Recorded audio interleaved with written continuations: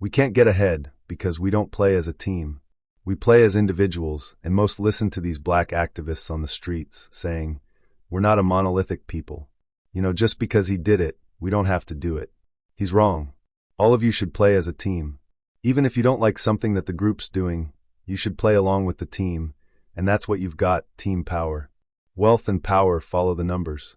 If you haven't got a lot of black people with you, you're not pooling your money, pooling your votes, pooling your attention, pooling your interests, pooling your labor, then other people will pick you clean.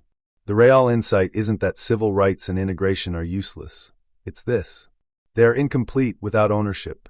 Or in BIT framework language. Civil rights lets you enter the system integration, lets you participate in the system ownership, lets you control the system. And only one of those builds lasting power. Civil rights gave us access. Integration gave us proximity. But neither gave us control.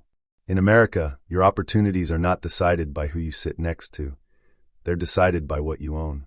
You can integrate into a system and still be powerless inside it. You can have rights and still have no leverage. Power doesn't come from being included. Power comes from ownership. You've been told your whole life that you're a minority, that you're outnumbered, outpowered, outmatched. But that's not the full truth. Across the world, Africa, the Americas, Europe, black people exist in the billions.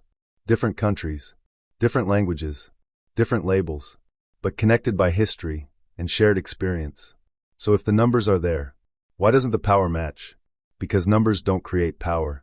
Structure does. 1 billion people divided is weaker than 1 million people organized.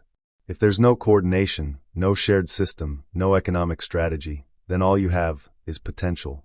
Not power. That's how the system stays in control. Keep people separated.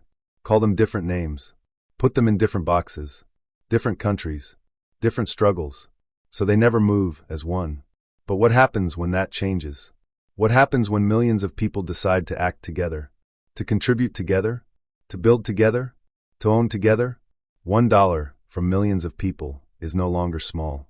It becomes infrastructure. It becomes housing. It becomes healthcare. It becomes power. That's the shift. From scattered individuals to organized force.